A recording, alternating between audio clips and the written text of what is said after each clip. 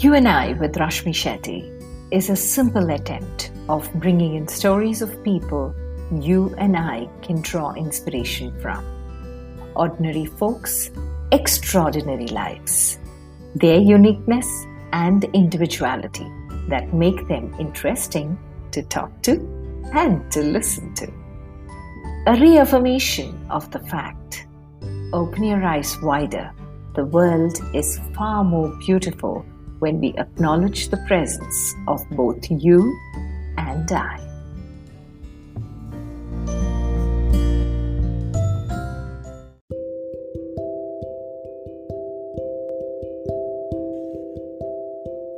Our guest today is Dr.Ali Khwaja, who has spent his life wandering, exploring, learning, and thinking outside the box.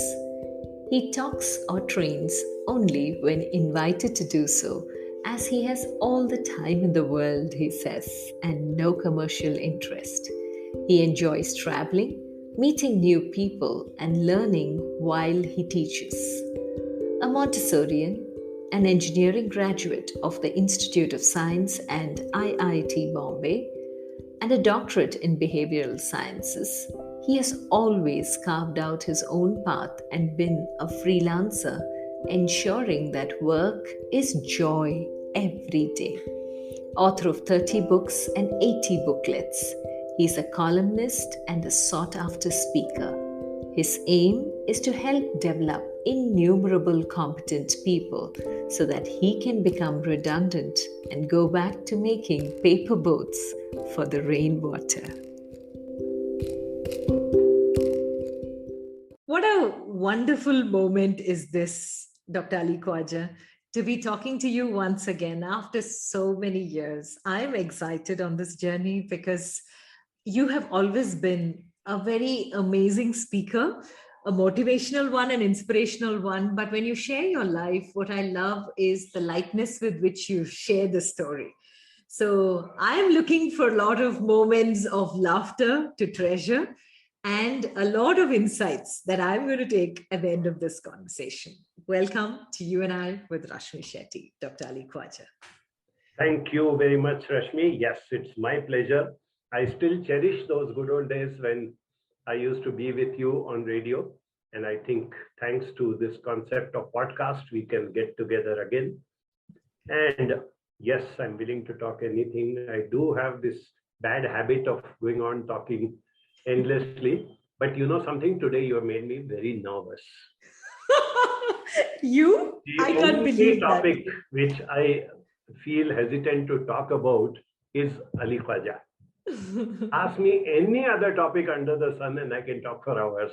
The moment you ask me about this person called Ali, I get a little tongue-tied, but I'm sure you'll help me along. So let's talk. So I'm going to handhold you, okay? Excellent. Because we're going to go back to little Ali. And you're going to lead us to the Dr. Ali Khwaja the world knows today. So how has the journey been? How far can you take us to understand what little Ali was like? Yes. Surprisingly, I don't think there was a little Ali existing. I think I popped out of my mother's womb as an adult. It looks like that when I look back. I'll tell you the reasons. When we talk about counseling, for example, you said that I'm well known as a counselor. Okay. Now, for years and years and years, I had not even heard this word called counseling. Most of us, isn't it? We have never really been exposed to this concept called counseling. And that's why people ask me, when did you first start doing counseling? So I recollect that I started off when I was somewhere around 9 or 10 years old, I think.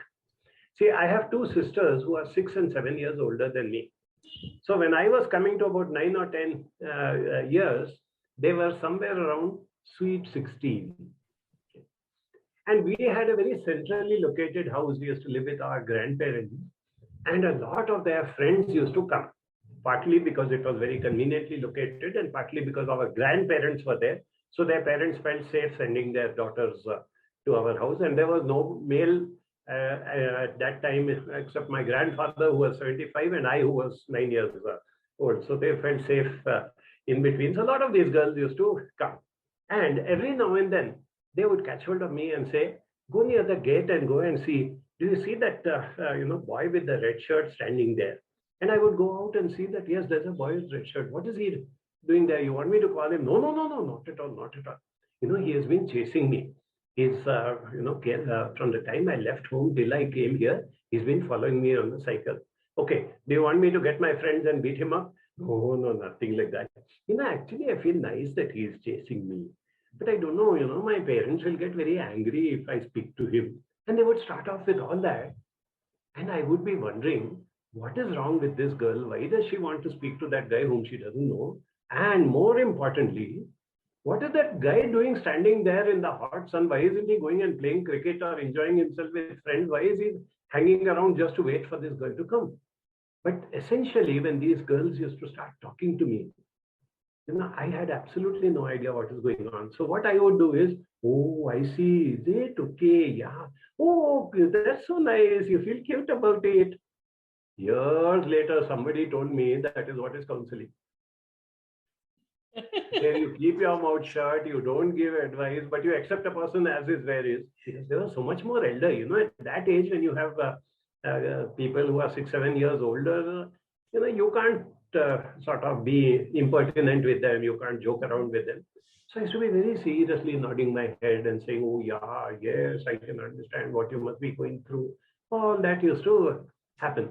And when I look back, I realized that that is what counseling was all about. And just giving that as an example, it went on, the whole thing, throughout. Without having this word called counseling, inevitably people would come to me. Subsequently, as I grew up, I landed up in this place called IIT Bombay. The campus of Hawaii today, of course, has got engulfed with Mumbai. But at that time, it was miles away from the city. It was in the middle of nowhere. There was hardly any transport available. We could not go so easily to the city. And we never had money to go and enjoy ourselves. So we used to be hanging around. And BTech was 5 years. The moment you entered there, you knew that it is like a 5-year rigorous imprisonment till you are let out from that place. And obviously, there used to be a lot of stress. Okay. And I used to find a lot of my friends, including seniors, coming and talking to me. I don't know what it was, but they would just come and seek me out, pull me to one side and say, hey, boss, you got some time, I wanted to talk to you. In my hometown, this is what is happening, and I'm having this, and I'm feeling upset about that, and I've got confusion about that. And they would go on saying, and I would keep nodding my head. At the most, I would take advantage by saying that, get me a cup of tea. And while you're getting the tea, get me one bonda also from the canteen fellow. And I'll sit and listen to you for as long as you want. And since I wasn't keen on studies and academics, I had all the time in the world. So I thought, okay, here is this guy who's treating me to tea and snacks. Might as well sit and listen to him. That was another phase.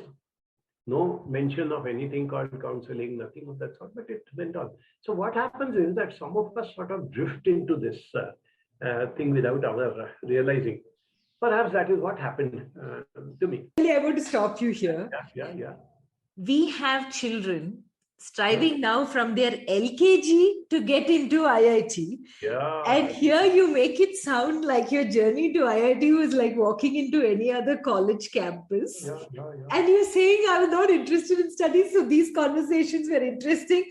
I am curious, how did you end up getting into IIT Powai? Because any IIT for that matter in the country was very tough to get into. It was the cream always that was there. How? Obviously, you were very brilliant in studies. No, I wouldn't say that. One is that it was not as difficult that time as it is now. There were no coaching centers. There were no preparations to be done. We used to give our 12th standard board exam, and after that, we used to have this exam. We used to just walk in over there, literally walk in over there, give that exam based on whatever the curriculum that we've already studied. And since we had prepared for months for our board exam, we knew that it's a similar type of questions and we used to come in. Now, one secret I want to tell you. Since there was no coaching and no guidance, we did not know that there are negative marks for wrong answers. The multiple choice questions had negative marks. Now, since I wasn't very keen on getting in, I answered only those which I knew. And those which I did not know, I left them blank. Almost all my friends, they said we have to attempt. And multiple choice questions seem so tempting, Yeah. A, B, C, D, E, you just feel like ticking off one of them. It's like that Kaun Banega Crorepati type of thing, take a chance and pick one of them.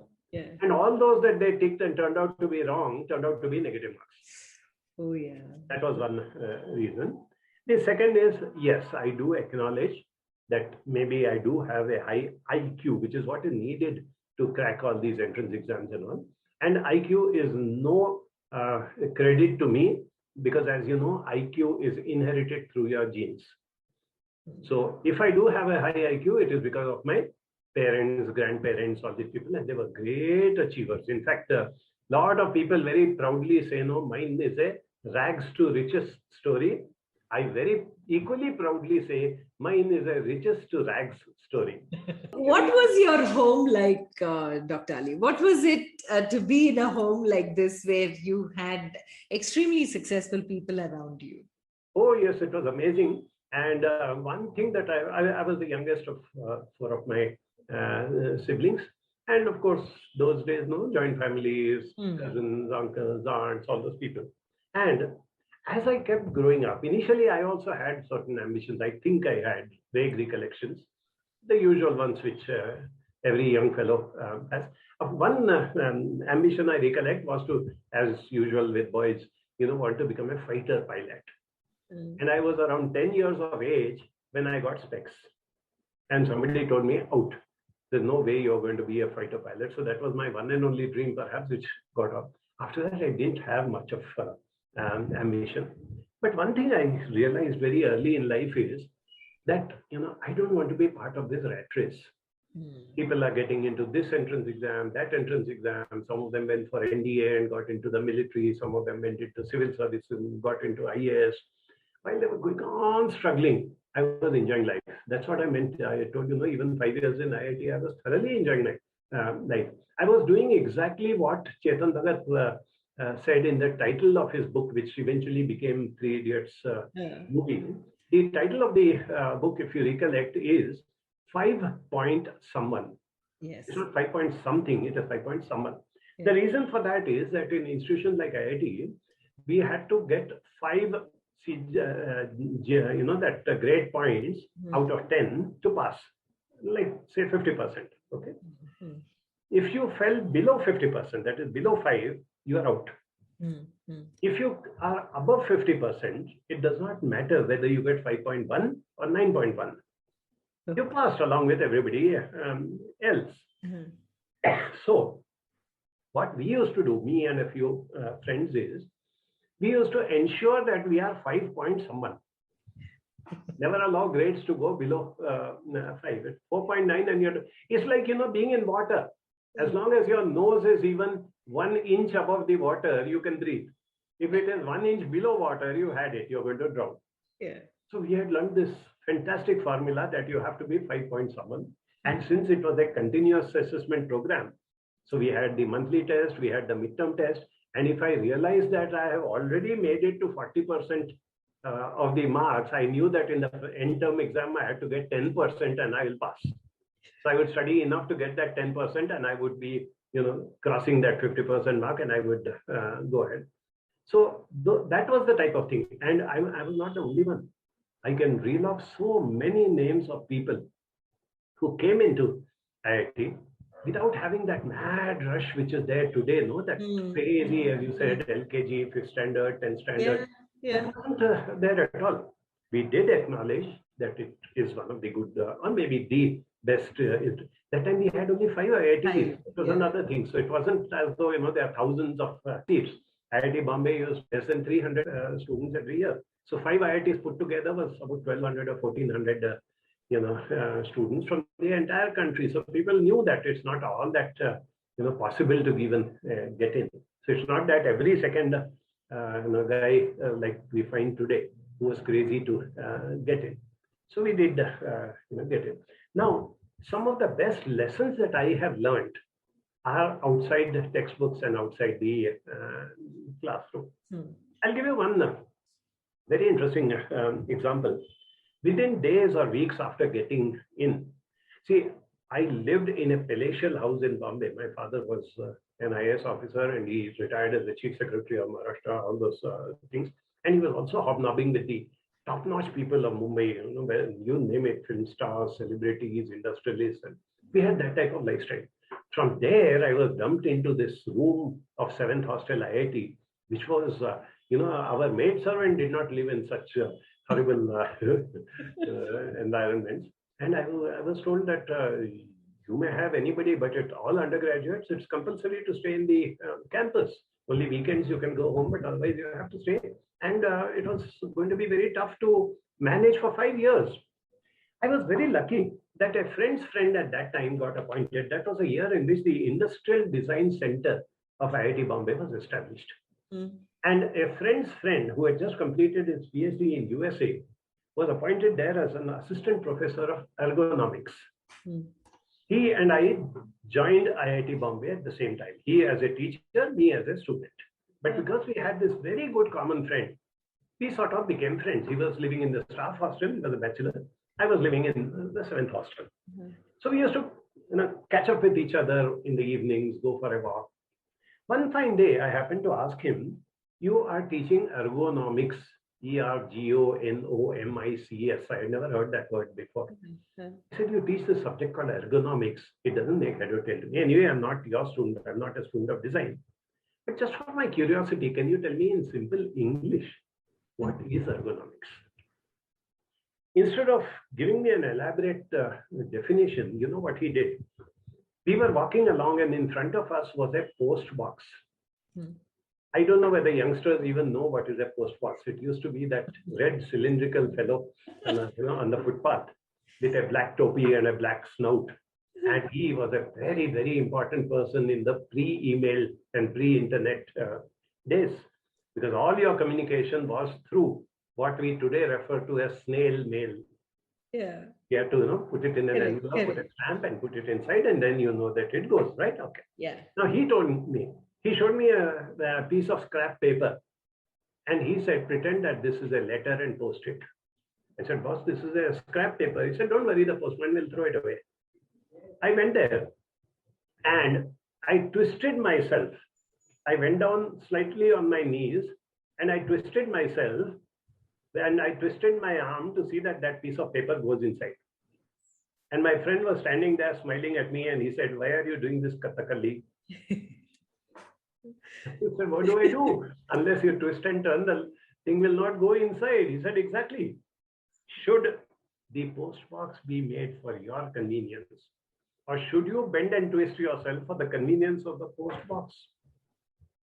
And then in one sentence, he told me, the design or redesign of non-living objects for human beings' convenience is ergonomics.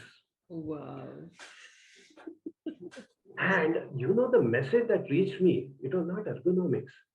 The message that reached me is technology should be a slave of human beings and human beings should not be the slave of technology.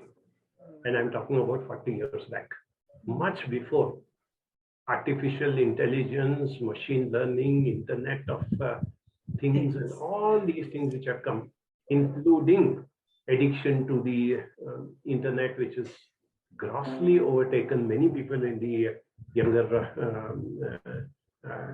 generation. So I said, if I'm going to be stuck around here for 5 years, studying technology, I might as well do something to ensure that technology,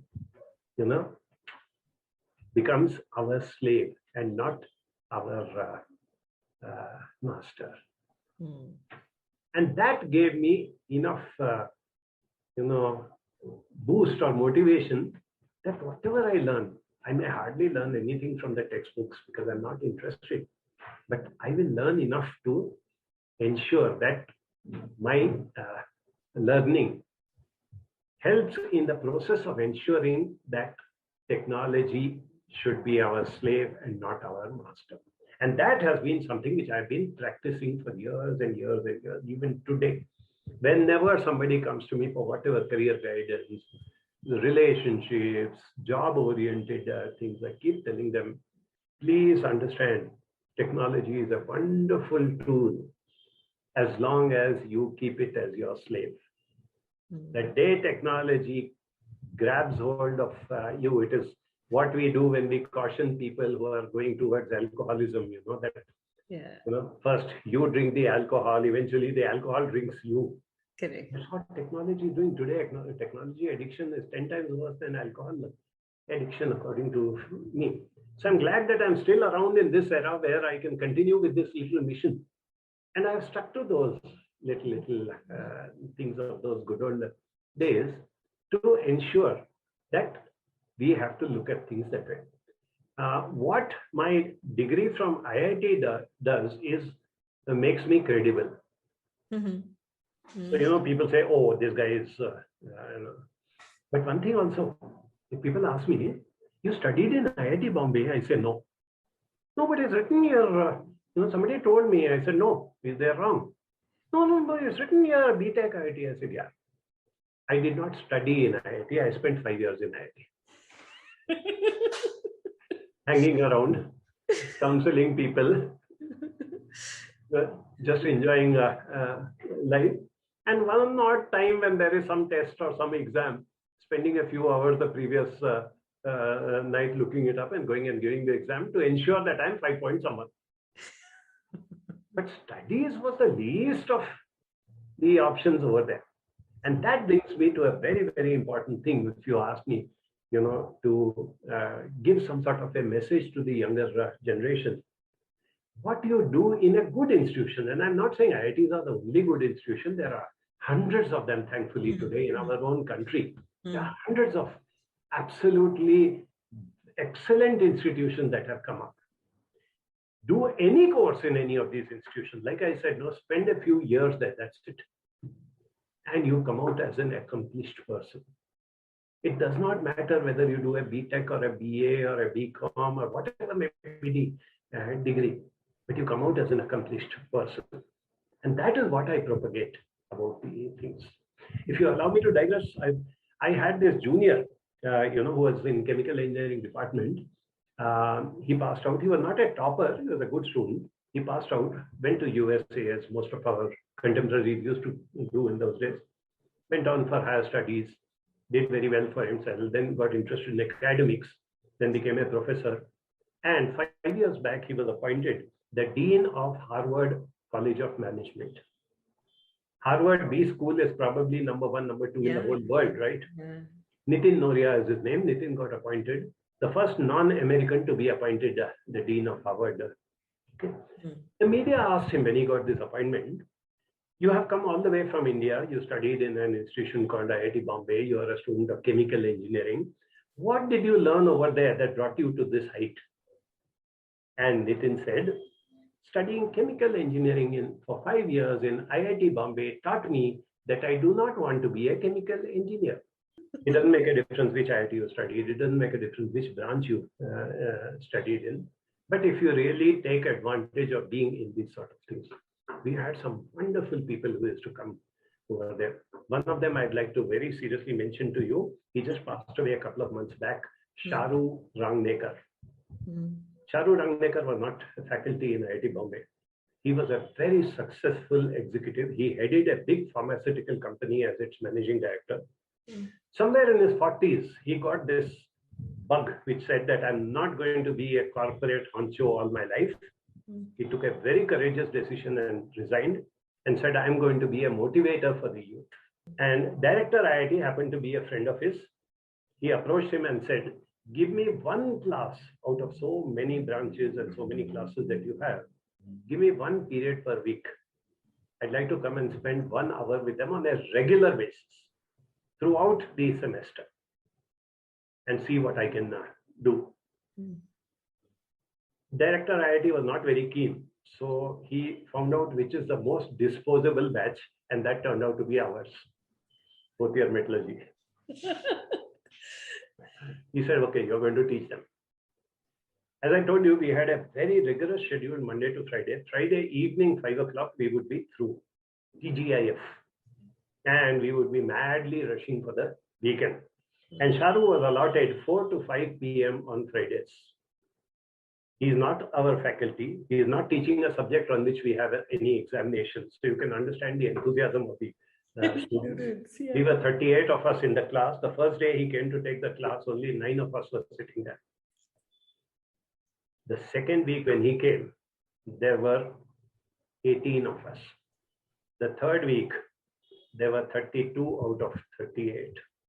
And the fourth week when he came, there were 57 out of 38 sitting in his classroom. By word of mouth? That bunked, and they had heard so much that they said, we want to attend this.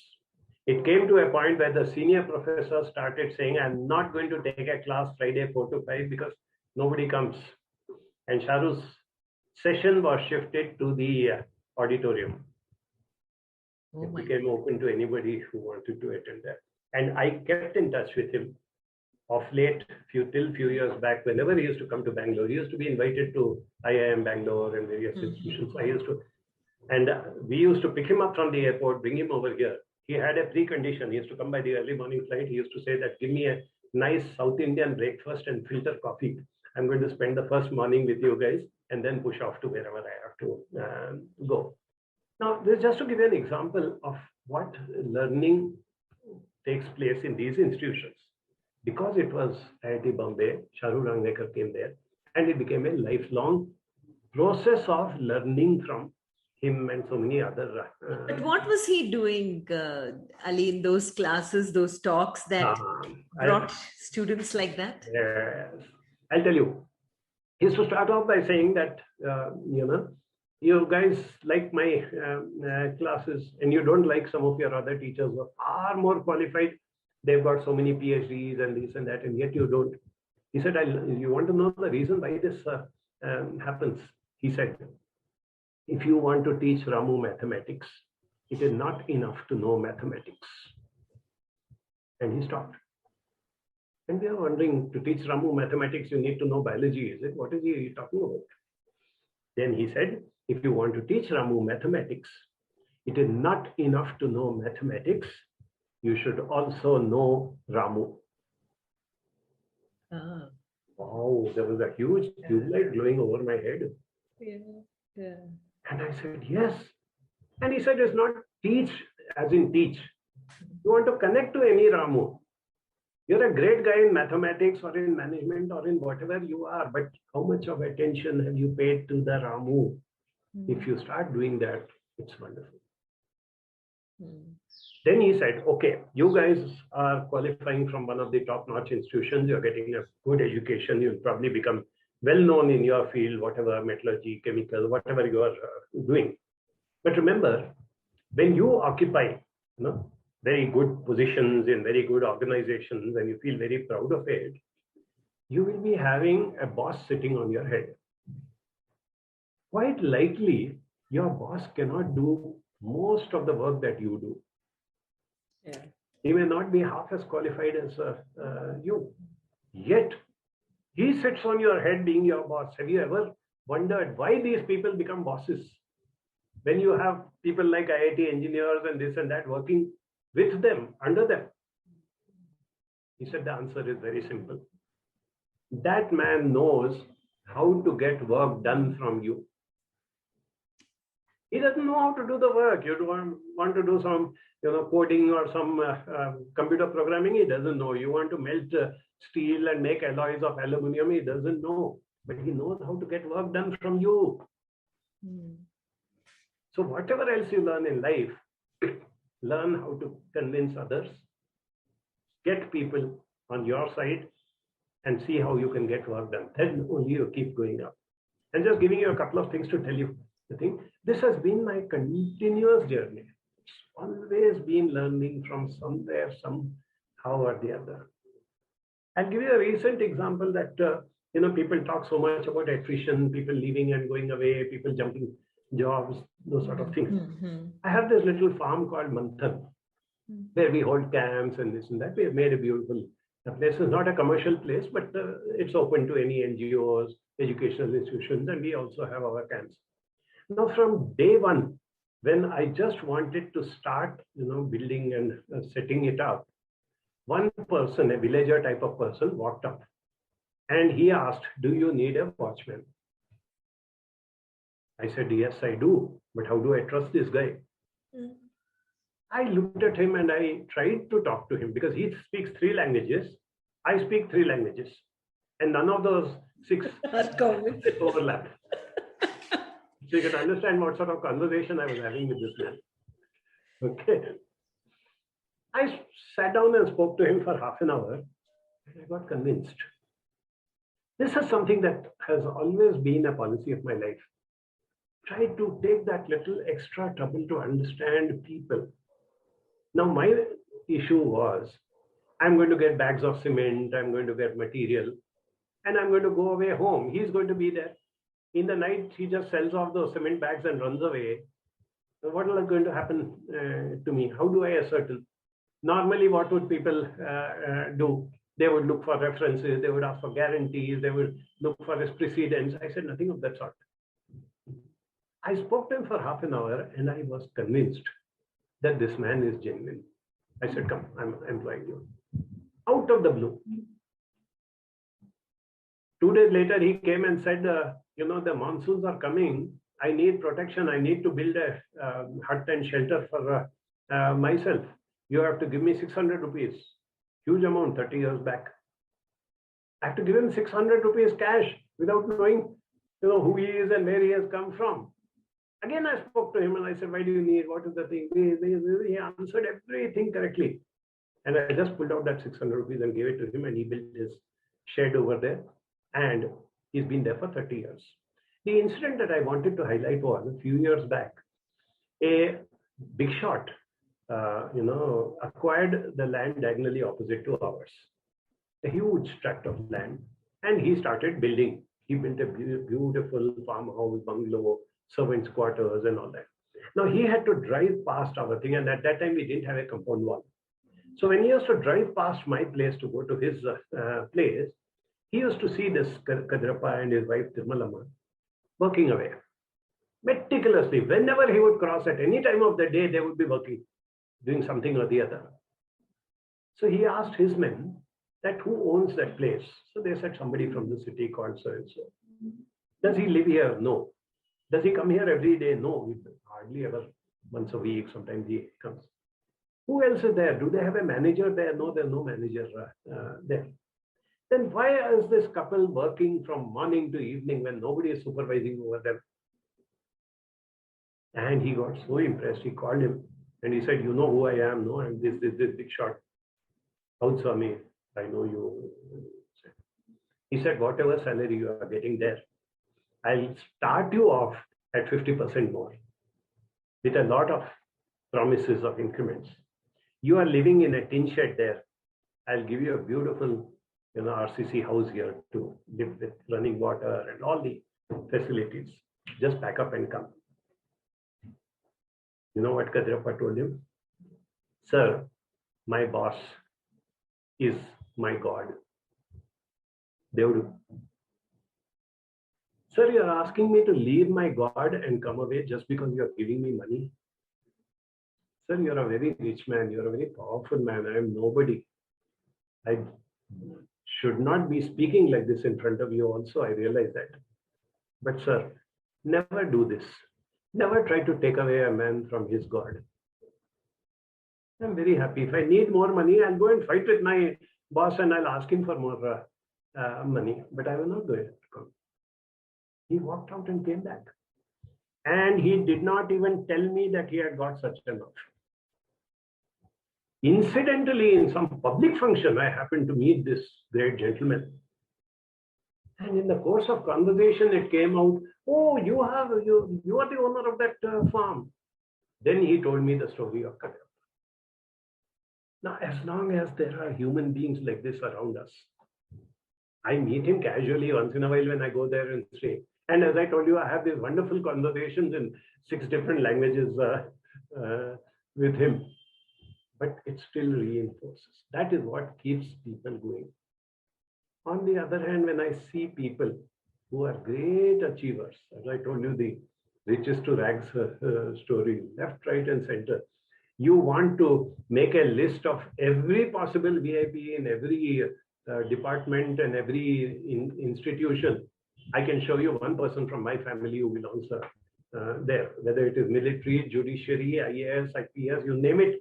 And I can tell you people who are related to me and from my extended family over there. But I always wonder, what is it that they are achieving in life? What are they really running behind? Because I know an excellent proverb which says, even if you win the rat race, you are still a rat. Why do you want to be a rat, whether you win the race or you don't win the race? And 35 years after I took this decision that I'm not going to go on that beaten track, it has been reinforced now, because all my contemporaries, particularly those who are in government service, they are all retiring one by one. And I see them coming down from those high pedestals to becoming a nobody. Yes. And they are so frustrated, they are feeling so miserable, they go into depression because they say nobody cares. And here I am sitting in the same place that I was 30 years back, refusing to build up an empire, refusing to, expand or do anything. And yet I continue. As long as my health permits and as long as I'm alive, I will be doing it. The day I can't, I will stop. Very simple aspects of life. It's not rocket science. It is not even some great philosophy. It is very practical, down to earth. And that is what counseling is all about. I do not differentiate counseling from life. Unlike various other vocations and professions, you have to copy Amitabh Bachchan's dialogue. You have to eat counseling, drink counseling, talk counseling, sleep counseling. You remember that good old dialogue where he said, I talk English, I walk English, I speak English, I drink English. So, like that. But then he also says English is a funny language. Yes. So how would you describe counseling then? Yes, counseling is also as funny as English is, because you can claim to be one of the most accomplished, senior and experienced counselor. And one fine day, somebody comes and starts talking to you and you say, hey man, I didn't realize that this is what is there. And something, your eyes open out to something absolutely new. Human behavior is so unpredictable. You can never claim. In other areas of science, of law, of architecture, of any other field, there are fixed rules. This is the only place where you don't have any fixed rules. So comparing it to English, there were people who used to say that, why is PUT put and BUT but? But if we dared to tell our English teacher, sir, why can't BUT be but and PUT be put? He would probably give us one put and put us out of the class. So that's what English is, a funny language. The same thing applies over here. Now, since you brought it to this beautiful space, Dr. Ali, when it comes to counseling, you have soaked it so much. You have been in this space for so long. Yeah. And I'm sure you must have seen how counseling has evolved over time. You have seen so many different people who came in to take a diploma of counseling with you. And you say from 9, by default, you have been a counselor. So what is it in counseling, according to you, that makes a counselor very effective?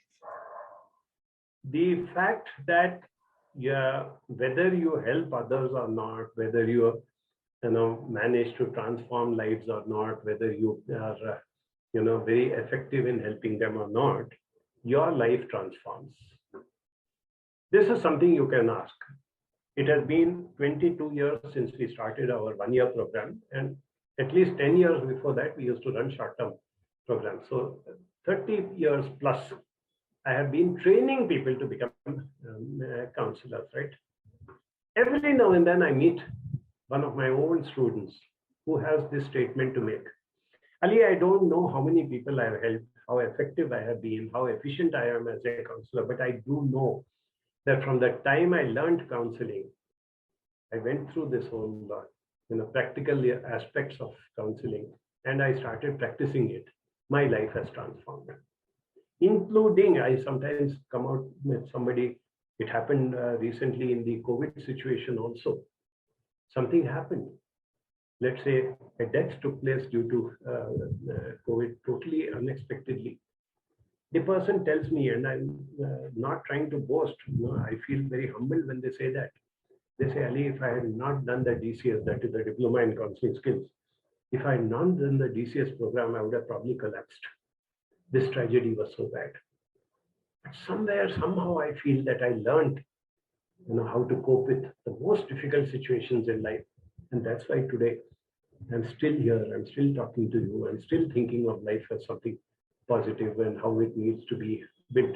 This we have seen in the last 1 year, 15 months since the COVID struck us, that all those who got into it, I have counselors who counseled a lot of people. Immediately after the first wave hit, the BBMP contacted us and said that these 8 wards in the Hebal constituency, all the patients who get admitted under the government quota for COVID treatment, we will give you their numbers. We want you to counsel them on phone.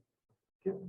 And we divided the patients according to language. So we would check what is the language that the patient speaks. And we have a team of about 17, 18 of us who took up that responsibility and divided the languages between us. And all we would do is to start making calls. And not only to the patient, but to the caregivers, to the family members. Many times they were much more distraught. And we ourselves had not realized it. It went up to each counselor getting around 5, 10, 15, 20 cases per day at the peak when COVID was hitting us. All these people who went through this process, none of them said that it is boring or it is getting stressful. But the most important was that 3 of them came down with COVID. And they said that we have been able to handle this so well because we've been doing nothing but understanding the human aspect, the emotional aspect of people who get COVID. And we have had so many experiences shared with us that it is like a privilege that you already know what to expect. I know when I feel depressed, I know when I feel confused, I know when I feel apprehensive or anxious about my family members or whatever happens to me. I have learned in the last so many days because I was counseling them. This is the uniqueness of this. I don't know whether to call it a profession or a vocation, but this is the uniqueness of being a counselor. And what has your biggest learning been, Dr. Ali? Because Adam Grant spoke about languishing. And the other day, I was in a webinar where Dr. Martin Seligman, who's supposed to be on positivity and positive psychology, was speaking about this is a birthing process and a midwifing process. So what comes after this will be flourishing. So since you have soaked yourself so much in this space, and the last, I'm sure, 18 months has been revealing to you as well, different aspects of life that maybe you haven't seen in a long time at all. And we don't know. Uncertainty definitely is here to stay for some time. How would you describe what has been happening in the last 18 months? I think COVID came the same way as so many other things. I have lived long enough to know that calamities do occur. Yes. I have seen tsunamis, I've seen earthquakes, I've seen riots in cities where, entire localities got burned down. I've been watching all that. And I was also lucky enough to be born just a few years after the Second World War. So there were a lot of my seniors who had been through Second World War. And they spoke about their experiences. Then there were seniors who went through the partition of India and the independence struggle. They would speak about that. So having seen all that, I realized that this COVID pandemic is not anywhere close to the amount that we are panicking and talking about the horrible things. Yes, what the government did is probably right, whether it is lockdown, whether it is masks, whether it is this, that we leave it to the experts, and what they say, we abide by that. So when the government says lockdown, the lockdown. When the government says you can come out for 4 hours, we come out for 4 hours. When the government says, yes, you can open your offices, we need to open our offices, we need to start working. Now, that has been an eye-opener to me, that minds are not getting unlocked. And this is despite the fact that I know not dozens, but hundreds of people who did not step out of the house for months together, who did not allow even a domestic servant to come in, who did not have any human contact for months together, and they landed up with COVID. And I know of their relatives or family members who are happily roaming around all over the place, and they didn't get COVID. So, I mean, any common sense, any rationality tells us that it's not a monster standing outside to eat you up. And that is what my greatest concern is about children. I know of cases where a father says, okay, the lockdown is over, I'm now supposed to go to office, so I'm going. And this little toddler comes and grabs hold of daddy's leg and says, Daddy, please don't go, Corona will eat you up. Daddy, don't go, Corona will kill you. What are we doing to these little children? And we are depriving them of the world outside the four walls of their 2 BHK, 3 BHK, whatever they are living in. I think this damage is far, far, far more than what the virus has done to us. Indeed, there have been deaths. There have been very, very tragic deaths. Regardless of the age, whether it was a 90-year-old or a 9-year-old, it doesn't matter. Death is a death when you lose a loved one. But we have been losing people earlier also. Nobody bothered. We have lost people to so many horrifying diseases. But nobody made a big issue out of it the way we are making it today. And my contention today is that the moment this second wave seems to have come down and we are now allowed to catch up, there are innumerable doomsday prophets who are saying third wave. Now, what is the end to it? Third wave will come. It is like saying we had a tsunami. So one day another tsunami will come. So I won't even rebuild my house. I won't start my, like nobody has done that ever before, that what they are doing now with this COVID.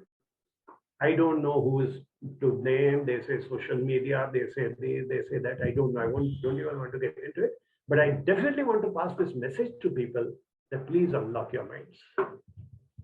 I keep chanting to them the great poem of Guruji, Rabindranath Tagore, where the mind is without fear.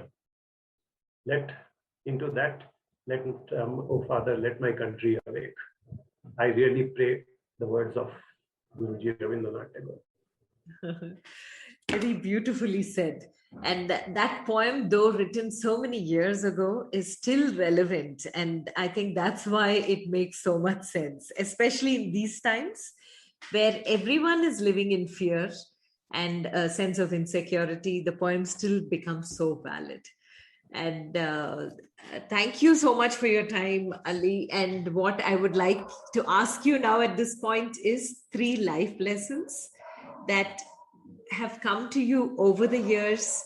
You have given us so many stories in the process with beautiful lessons, but 3 life lessons that stood by you and you stand by and strongly believe should be carried on, which you want to share, is what I would like you to leave. Oh, yes.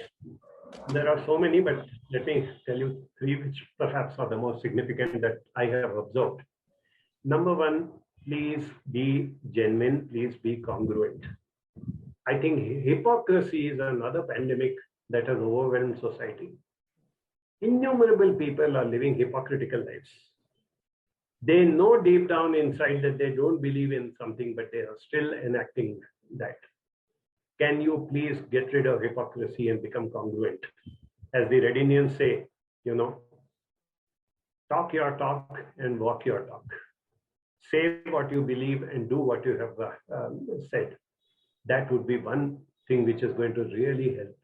Yes, you'll have problems if you are very straightforward and if you're very congruent and genuine, but doesn't matter. Over a period of time, you can overcome. The second one is something which I've been telling for the last 20 years to whoever is willing to listen to me. There's this great pandemic of loneliness, which is engulfing us. Yes. 5 years back, the government of UK appointed a minister for loneliness. 6 months back, the government of Japan has done the same thing. We don't need a minister for loneliness. We need to work on loneliness, and the one and only way to reduce loneliness or inoculate yourself against loneliness is to take away the loneliness of somebody else. Reach out. There are people around you who are much worse off than you. Just reach out to them. That's what our volunteers, our counselors do, and that is why their quality of life is enriched so much. And the third is this great social media.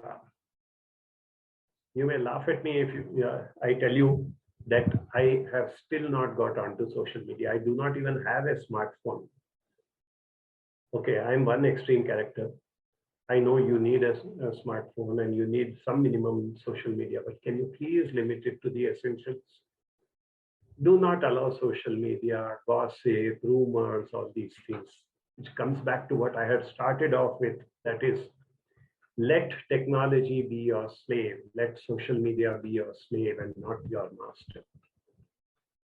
These three little things, if people can practice, I assure you that the quality of life will be so much wonderful. There will be COVID-19, there will be COVID-21, there will be COVID-23. They will keep coming. Tsunamis will come, earthquakes will come, life will go on.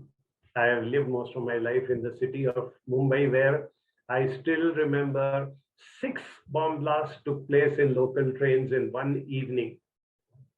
The next morning, all local trains in Bombay were jam-packed. Commuters were back. That is the spirit. That is, I have learned that all thanks to the great city of Bombay. Before it became Mumbai, I lived over there, and I salute that city for having taught me much more than what any other teacher could have taught me. Beautiful. And I think that word for a lot of us that resonates is resilience, that ability to just get up and fight immaterial of what life is throwing at us. And from what you explained of your life lessons, there is this beautiful quote of Illy Wattler that I had read a very long time back, which was, success as a therapist is not found in doing something for the client, but rather in being someone for the client, which you so beautifully spoke about counseling as well. And thank you for just being there, Dr. Ali Khwaja, for being that person many people can turn to and speak to, and just carrying that simplicity forward and just being approachable anytime.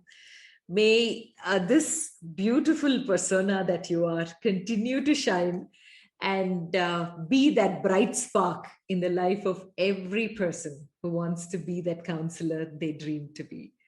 God bless you, and may you continue to inspire. Honored, humbled that you agreed to be a part of this conversation on you. Thank you. It was my privilege. I feel honored. All the very best, sir. God Thank bless you, and bye-bye. Bye. Bye.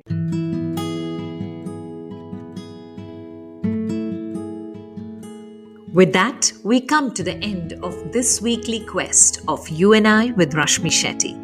Do let us know if you know people who make the world beautiful. Write in to rashmi.thirdi@gmail.com. That is rashmi.thirdeye@gmail.com. Come, let's explore this amazing world together, both you and I.